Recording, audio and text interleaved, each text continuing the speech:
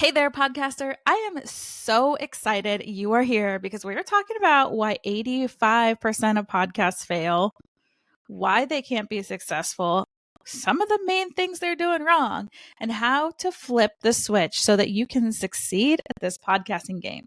Because here at Beyond the Downloads, we're talking what can happen for your life and business if you stick around. And we don't want you being part of the 85% club that pod fades away. So, are you ready? Let's go. So, this is a critical topic in podcasts because it makes me so sad to see so many people give up that have a message, that have the story. I mean, heck, I wrote the book. Your story is someone's life raft. And truly, podcasting saved my life. So, why do 85% of podcasters fail?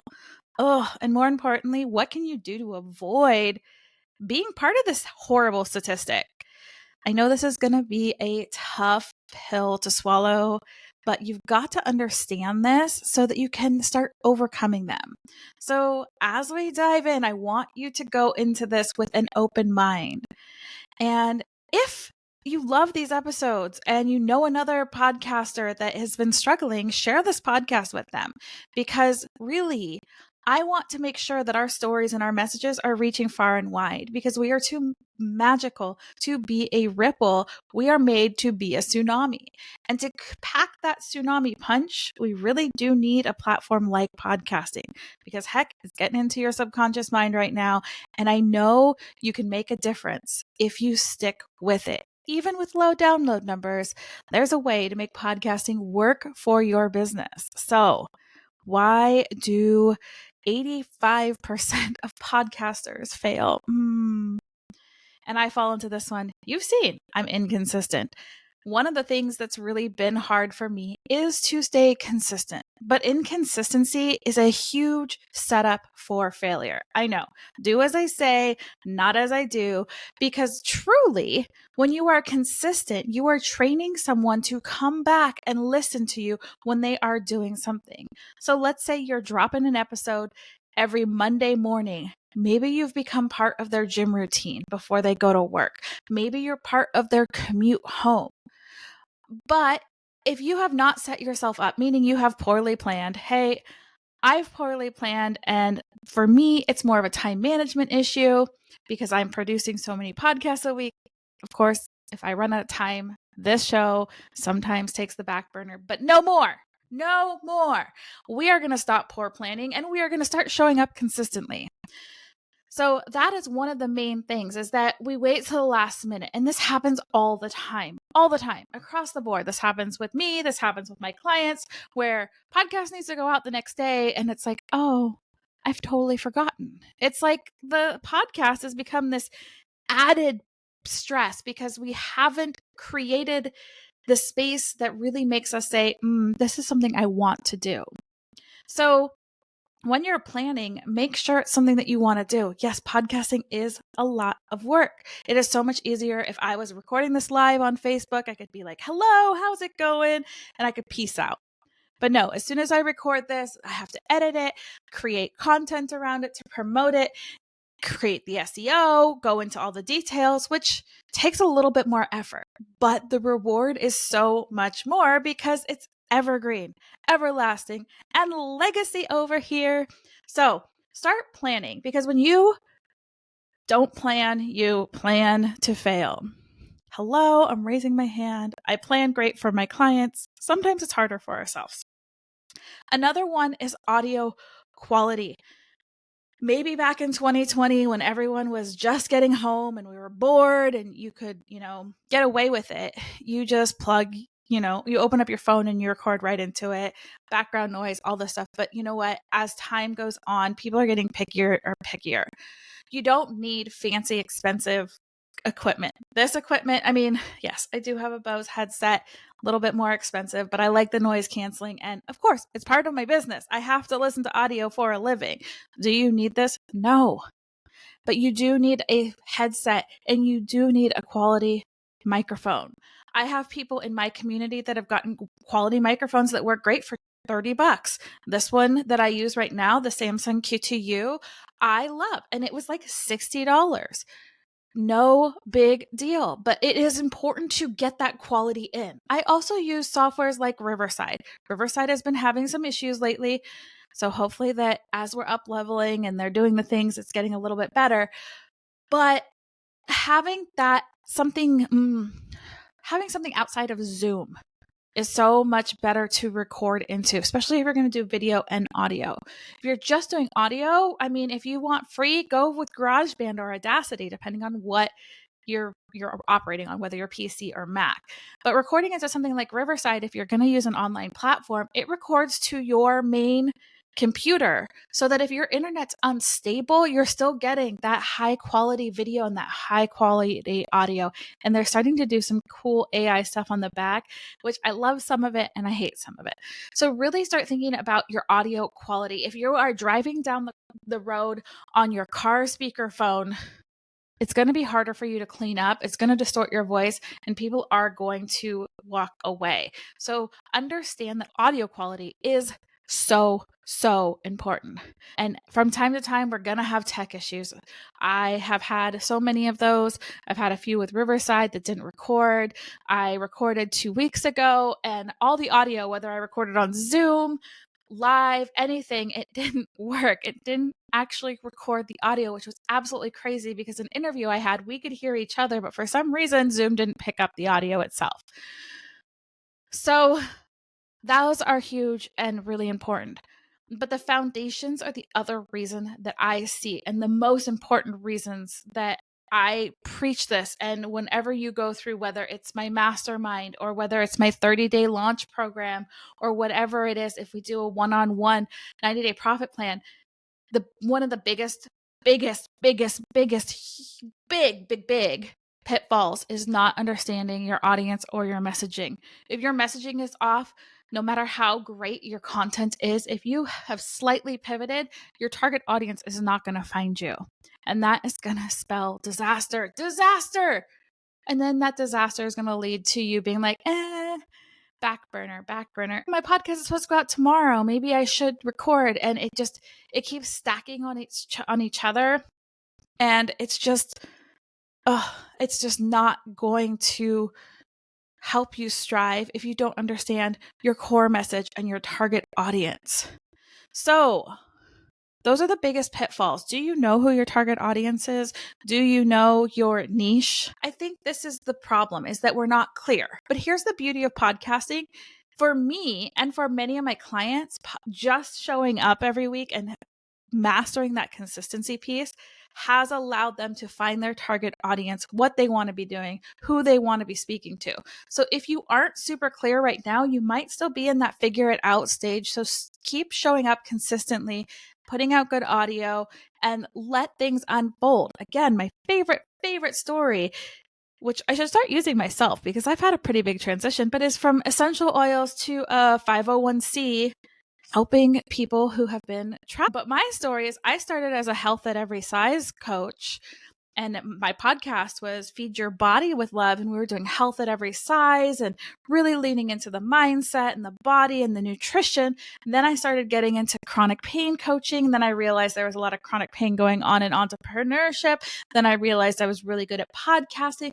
Then it turned into podcasting. Then it still was self-love and business, which Feed Your Business with Love. Then it started moving into this. The podcast about podcasting is what I think this originally started as. Then it went to the Cure for Podfade. And then I realized through this whole transition that it's beyond the downloads. Because yes, we can use this platform as a beautiful platform to share our messages, spread our messages, grow our businesses, grow our bank accounts, do all the things, heal our own inner turmoil, move through things. But it took me showing up and being relatively consistent to find that. So if you're not 100% clear on your target audience or your target message, hey, I also have a podcast audit, podcastcpr.com. Let me in your business for 45 minutes and I can guarantee you will create a 30-day plan that'll make those little simple tweaks for your show, for your business, that'll get it moving forward. Again, podcastcpr.com. So as promised, some strategies for consistency and sustainability. So we got to talk about being consistent. This is so hard for me because you see, I'm not always consistent. But this is the most critical part after you've built those foundations. So maybe create a content calendar or a monthly theme calendar that's based off of your target audience, your business.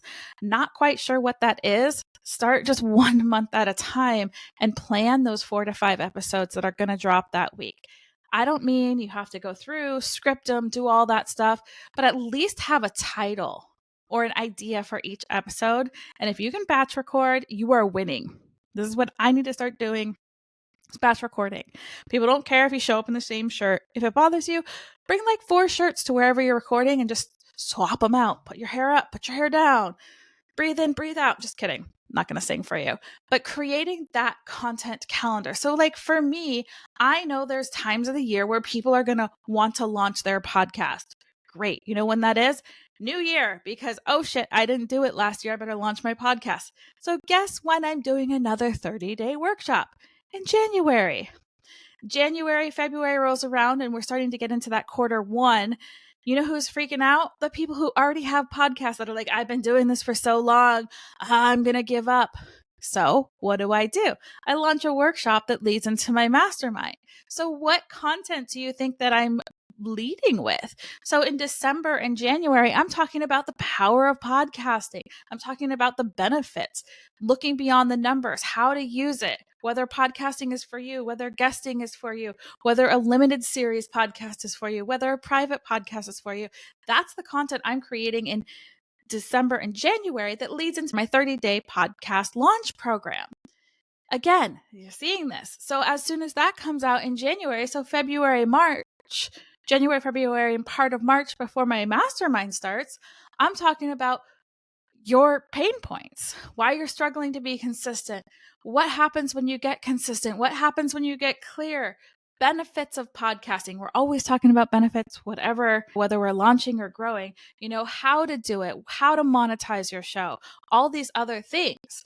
But I think that the other thing that gets in our way is that we have these unrealistic goals because there's so much fake shit online. And it drives me crazy because I look and I have to have these conversations with people all the time, is that I see people out there, I've got millions and millions of downloads, and then you go and you look at their listen scores, which are really low. You look at their comments and their different reviews, and there's no comments, there's no reviews, there's no nothing.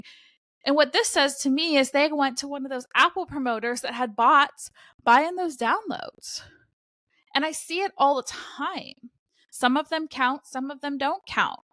I've tested it. I have an extra show that I like to throw random stuff at, whether it's ads or these bot people. And what happens is it's really interesting because I hired a Apple promoter to get me, I don't know, like 20,000 downloads for $70 or something like that. I tried it on this show. I got the downloads and they were supposed to be Apple downloads, but there are bots that hit my account weren't long enough for Apple to actually register it. So they didn't actually show up in my Apple stats, but they did show up on my backend host stats. So there's that to think about too, is that what numbers are inflated, what are real. I hear it all the time because I work behind the scenes a lot, and I'm in a lot of people's businesses and I'm in a lot of communities. I talk to a lot of other podcast producers and managers, and the numbers are so inflated. Don't get defeated. I mean, I always go back to the poll that came out in January of 2024. It's like more than 32 downloads. That's top 50% podcast. More than 121 downloads per episode. That's top 25. 478, top 10. You're looking at like anything over 1,000 puts you between the top 5% and top like 0.1% podcasts. Like there aren't a lot of shows getting more than 1,000 downloads per episode. And that being said, do you need thousands of downloads? It's a numbers game, yes. But would you rather have your 30 people who are super fans coming back each week when you're like, I got a new program? They're like, yes, please. I got this new thing. Yes, please. Oh, level up on this. Yes, please. So I really want you to start setting realistic goals and really think about this. And it's really interesting because this has been coming up on a lot of my clients' podcasts. Also, is like, is it what you really want?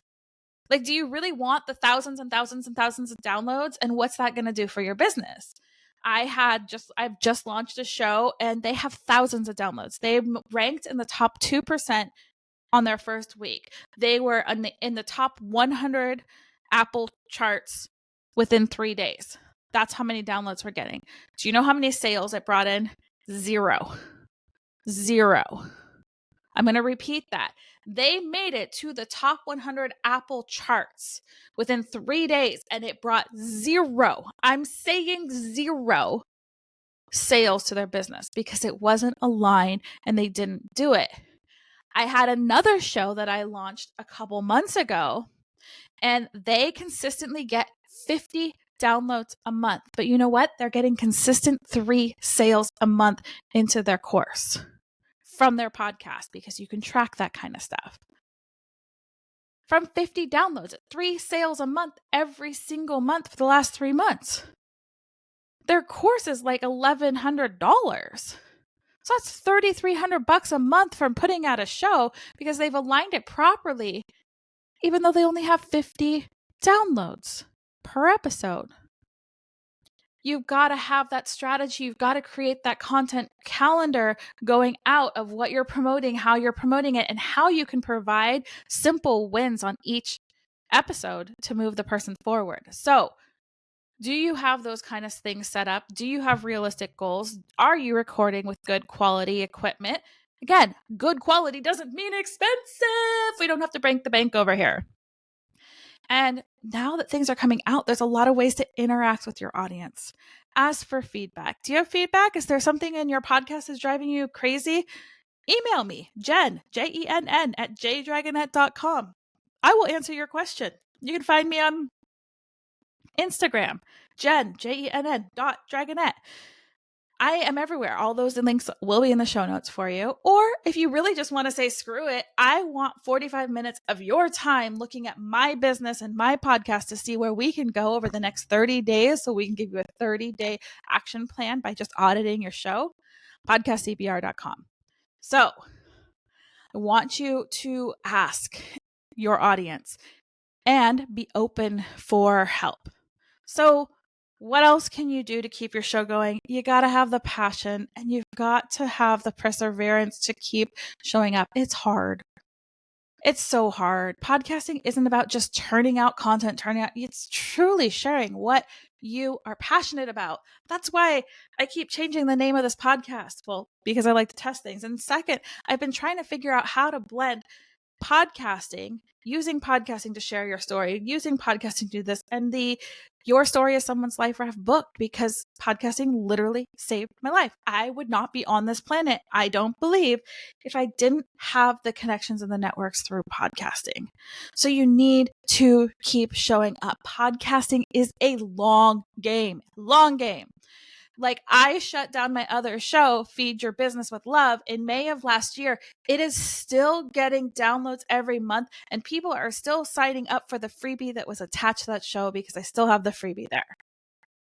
It doesn't go anywhere beyond the freebie. There's one email, you get the one little mini course thing from it, but I get those consistently every month, even though I have not published since May of 2023. It is now August of 2024. So showing up and persevering and just taking these, it's going to take time. You're going to have to let that ego die of that your downloads aren't growing. It's going to be what happens. So I know that we've talked about a lot, the pitfalls that lead to failure, inconsistency. Hey, it's me too. Poor planning, crappy audio, not connecting or knowing your audience, not having that solid foundation. But we also talked about ways that you can get past these, how to stay consistent with batching, setting realistic goals, getting some good equipment that doesn't break the bank, how to engage with your community, and ask them for feedback and help. So your passions, your perseverance, it's not good. It can't be overstated. If you're not sick of yourself, then you haven't done it enough. Both Tiffany Carter of Project Me with Tiffany and Nancy Medoff of Unmute Yourself podcast tell me that all the time when I listen. And I truly believe it. So I want you to know that you've got this. Just keep showing up. work on that quality equipment. If you're not really sure about your target audience, just keep showing up and talking about something so that you create that consistency piece. So when it does go boom, this makes sense. You've already created that action. You've already created that habit. So you just get into it deeper. And then when you start connecting with your audience, it goes and it starts blowing up.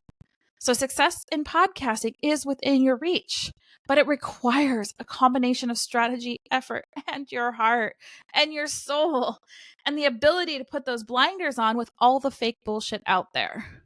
So I want to know, have you faced any challenges on your podcasting journey? Will any of these strategies help you overcome them? So yeah, again, you can hang out with me. You can reach out to me, Jenn at jdragonet.com. Email, you can go over to Instagram, Jenn, Jenn or JENN.Dragonet over on Instagram, Jennifer Dragonet on Facebook.